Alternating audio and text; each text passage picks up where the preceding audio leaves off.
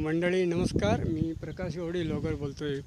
आज आपण खास म्हणजे आदिवासी समाज म्हटलं जातं. चौकूळ गावावरनं कमसे कम 10 ते 11 किलोमीटर गाव आहे, ते म्हणजे बेरडकी.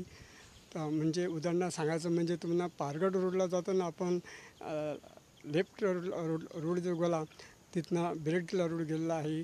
आणि आज मी खास बेरडकीमध्ये आलेलो आहे. मंडळी, बेरडकी गाव असं आहे की अटंक्य वनामध्ये आहे. आणि तिथे ना खास सांगायचं म्हणजे जुन्या पद्धतींची घरं असायची, मातीची किंवा अशी गवताची, ती आज आम्हाला खास पाहायची आहेत. एवढा खेडेगाव एकदम अटंक्य वनात आहे. आणि ते लोकांचा गुजारपणा कसं जातो आणि तिथं पोझिशन काय काय आहे ती आपल्याला आज खास पाहायची आहे. मंडळी इकडे लोक ना इकडे थोडंफार घाटमात पडतो आहे मंडळी, म्हणून इकडे लोक शेती वगैरे केली तर ते पण मी तुम्हाला दाखवणार आहे. आणि मंडळी एवढी जरी लांब असलं वाडी किंवा हे खेडेगाव, तरी इथं मंडळी इम्पॉर्टंट सांगायचं म्हणजे इकडे शाळा वगैरे आहे. मला वाटतं इकडे शाळा 7वी वर्गापर्यंत स्कूल आहे इथे. छान आहे आणि वातावरण एकदम प्रसन्न आहे इथे, छान आहे, मला तर आवडलेलं आहे. आणि तुम्हाला माहिती आहे खेडेगावामध्ये ज्यावेळी पावसाचं वातावरण कमी असतो त्यावेळी ती घरं जे असतात, झोपड्या असतात, त्या झोपड्यातनं अगदी शेकोटी घरामध्ये केली जाते, तो धूर जो निघतो.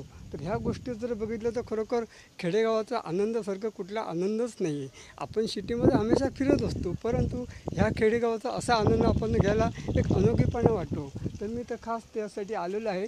आणि तुमच्यापर्यंत हे खेडेगावाचं जुन्या पद्धतीने वावरण्याचं सौंदर्य, निसर्ग कसं असते ते सिद्ध करून दाखवायचं आहे, म्हणून मी आलो. मंडळी, पूर्वी 10 ते 20 वर्षापूर्वी इकडे तसं रोड वगैरे नव्हता, लाईटीची वगैरे काय सुविधा नव्हती. परंतु आता 4 ते 5 वर्षामध्ये लाईटीची सुविधा वगैरे छान झालेली आहे. आणि मंडळी एकदम छान वाटतं, मला तर प्रसन्न वाटतं. तर आपण त्यांची शेती वगैरे बघू, त्यांची घरं कशी आहेत ती आपल्याला ह्या सर्व गोष्टी आपल्याला खास जाणून घ्यायच्या. ठीक आहे मंडळी, तर असं आपण पुढे जाऊ. हा माझा छोटासा व्हिडिओ आवडला, लाईक, शेअर आणि कमेंट करायला बिलकुल विसरू नका. असेच व्हिडिओ तुमच्यासमोर ब्लॉगरमध्ये मी वेगवेगळे तुमच्या आणत राहीन. चला तर आपल्याला पुढची कामे आपल्याला पूर्णपणे आवरायचे मंडळी. ओके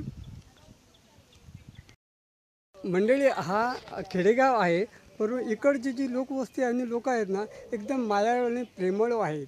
एकंदरी लांब गावावरनं कुठल्या तरी यांच्या पाहुणा म्हणून मुक्कामला आला तर एकदम अतिउत्तम, म्हणजे चहा पाणी वगैरे खेळत आहे, म्हणजे एकदम मायाळू, प्रेमळ आणि दयाळू. तेवढं त्यांना हे गर्विष्ठ पण आहे, पण खूप स्वाभाविक लोक छान आहेत. आणि आम्हाला लोकांना तर भरपूर मानतात. माझं ॲक्च्युली म्हटलं जातं माहेरघर म्हटलं जातं, आपल्या सर्वांना माहिती आहे. तर हे माझं माहेरघरच म्हणतो मी. ठीक आहे म्हणजे, तर अशी पोझिशन लोक आहेत. हे छानपैकी गवताच्या झोपडपट्ट्या पूर्वी असायचे, पण अजूनही आपण म्हणतो ना केव्हा की जुनं ते सोनं, ते खरं आहे. खोटं वावगं ठरणार नाही, रिली आहे. तर असंच गवताचं झोपडं, मातीचं घर, तिथं छानपैकी पेंडोळा, ह्या सर्व गोष्टी या गावामध्ये आपल्याला पाहायला मिळतात. ठीक आहे म्हणजे, तर ते पण मी तुम्हाला दाखवणार आहे. ओके मंडळी, हा सुंदर असा छोटासा गाव आहे, फार सुंदर आहे, एकदम छान वाटतं मला.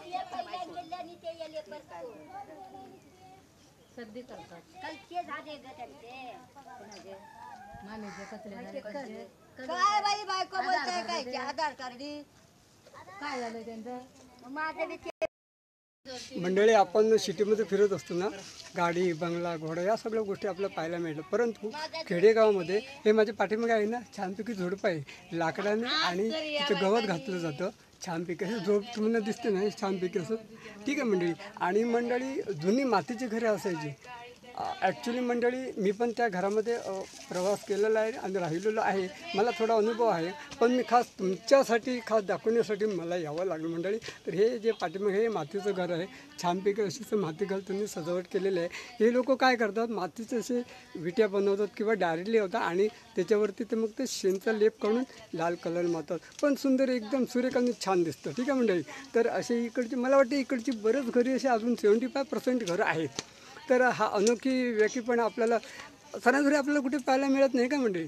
पण आमचं तुमचं भाग्य म्हणतो की अजूनही आमच्या वाडवडील पूर्वजांनी जे काही टिकून ठेवलेलं आहे त्यांना आम्ही धन्य म्हणायला पाहिजे आणि धन्य तर घ्यायला पाहिजे. ठीक आहे म्हणजे तर त्यांची शेती काय आहे ती आपल्याला खास पाहिजे आहे. मी अजून तिकडे गेलो नाही आणि ॲक्च्युअली आता थोडा वेळा पाऊस लागला आहे आणि नो प्रॉब्लेम मी तुमच्यासाठी जरूर जाऊन थोडीशी शेतीचं वगैरे लोकेशन तुम्हाला मी शूट करून दाखवतो. ओके मंडळी, इकडे घाट माथ्यावर लागतं हा छोटासा खेडेगाव. पण मंडळी इकडे तसं काजू म्हणा किंवा आंबे म्हणा फणस म्हणा तेवढं काही व्हॅल्यू नाही, परंतु भात शेती आणि नाचणं शेती इकडे लोक आवडीनं करतात. त्यांना मोठी आवड आहे शेती वगैरे करायची.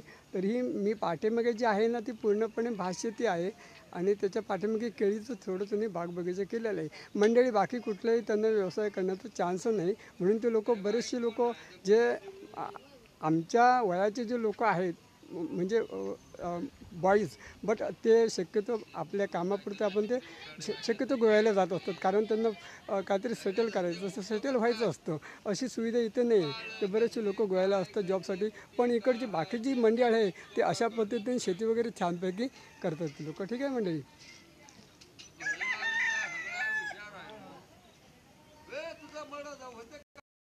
तर मी आता जादा टाईम घेत नाही, कारण तर पावसाचं वातावरण आहे. मला पण इथनं 10 ते 15 किलोमीटर चौकुळ गावामध्ये जायला पाहिजे आहे. तर मी इथं हा माझा छोटासा व्हिडिओ मी इथं स्टॉप करतो आहे. व्हिडिओ आवडला लाईक शेअर कमेंट करा. असेच व्हिडिओ तुमच्यासमोर नवीन नवीन आणि देणार. तोपर्यंत जय हिंद, जय भारत माता आणि वंदे मातरम. नमस्कार, बाय बाय.